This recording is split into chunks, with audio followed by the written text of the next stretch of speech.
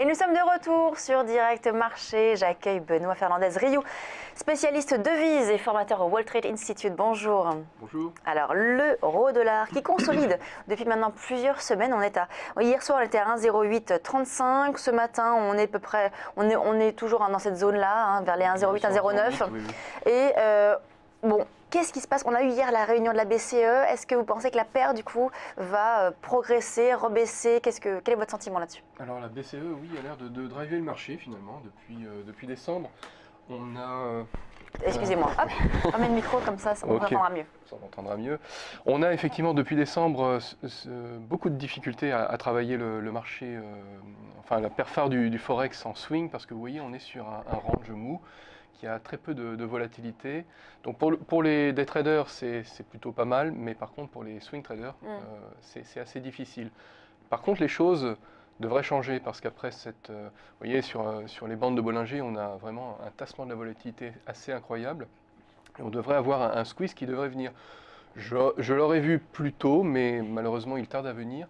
Et je pense qu'avec ce qui s'est passé hier sur la BCE, on va, dans les semaines à venir, sortir de ce range. Moi, j'ai une vision swing, comme vous le savez, donc quand je vous donne mes prévisions, c'est plutôt pour la semaine à venir, voire peut-être un débordement sur début février. Et à ce moment-là, sur début février, on pourrait avoir une cassure par le bas de ce range. Donc, dans un premier temps, on devrait rejoindre les 1,07, qui est le support du range actuel. Et si ce support casse, ce que, à mon avis, il est fort probable qu'il arrive, à ce moment-là, on devrait aller assez rapidement vers 1,05. D'accord. Voilà. Donc là, pour l'instant, on ne reparle pas évidemment de la parité, parce que beaucoup tablaient sur une parité à plus long terme.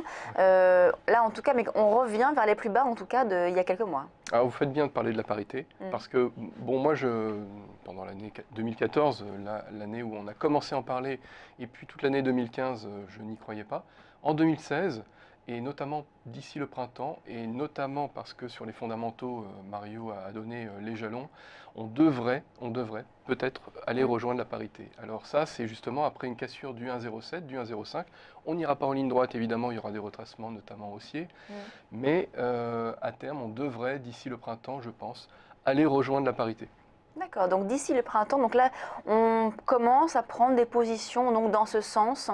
Selon vous, c'est ce qui serait le plus pertinent? Voilà, ça serait le plus pertinent de travailler l'euro-dollar en short. En short, très bien. Donc là, on est vers les 1,0835, en tout cas c'était le niveau hier soir. Et vous tablez donc sur un premier niveau vers les 1,0779. Premier niveau, donc, et si on casse, on pourrait donc atteindre les 1,05. Oui, 1,07 tout court, 1,07. Et si ça casse, effectivement, une poursuite sur 1,05 d'ici début février. Merci Benoît Fernandez-Rioux. Donc je rappelle, vous êtes l'auteur aussi de livres, l'Introduction au Forex et le trader privé. Merci beaucoup. Merci. On vous retrouvera là dans 15 jours pour parler justement de l'évolution de la paire euro-dollar. On marque une pause et on se retrouve tout de suite sur Direct Marché.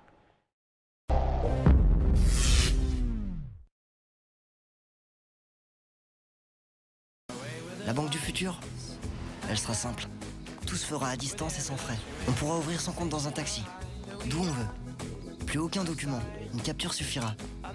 On signera son contrat à la voix. Lu et approuvé, Nicolas Dupuis. Et on augmentera son plafond de carte bancaire, comme ça. Cette banque du futur 100% mobile, elle existe déjà. C'est ma banque. Boursorama Banque, la banque en ligne avec son époque. Et la carte Visa Premier est totalement gratuite.